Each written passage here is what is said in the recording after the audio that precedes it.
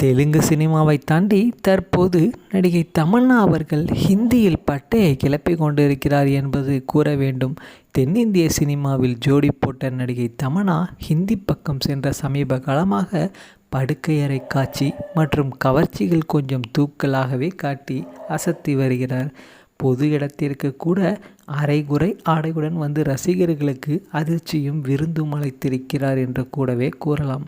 தற்போது வெப்சீரிஸ் ஒன்றில் நடிகை நடித்த தமன்னா படு ஆபாசமாகவே நடித்திருந்தார்.